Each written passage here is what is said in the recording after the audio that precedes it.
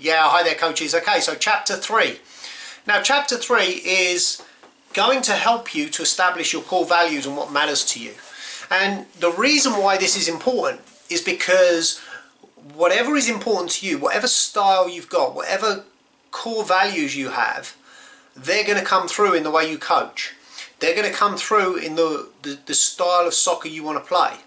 They're going to come through in how you communicate with your parents, how you communicate with officials, how you communicate with your other coaches in your club or your school.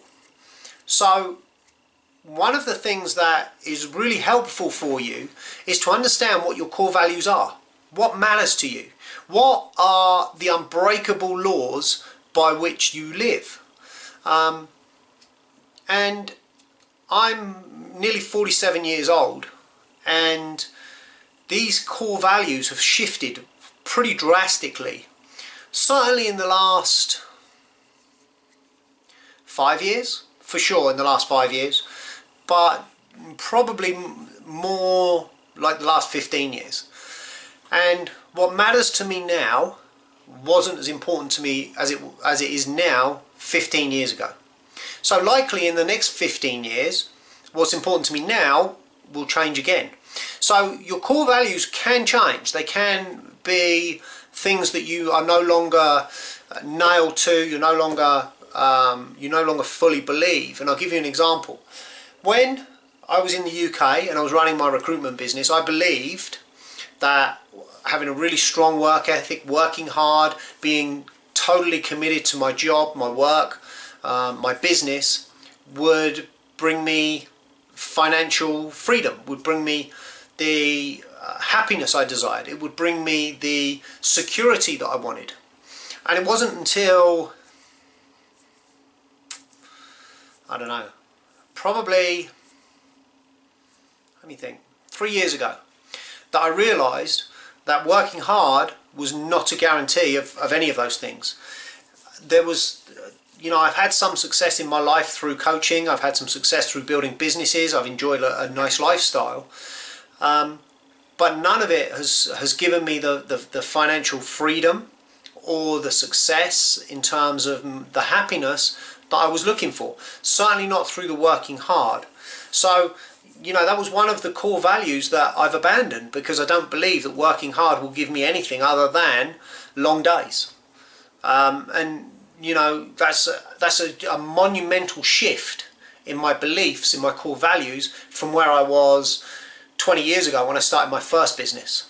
So, I want you to be able to discover this for yourself. What are your core values? What do you believe in? What do you nail your colours to the mast? So to speak, so that you can then transfer, you can then understand how they transfer into your coaching. One of the core values that I have that I had no idea I had, and I still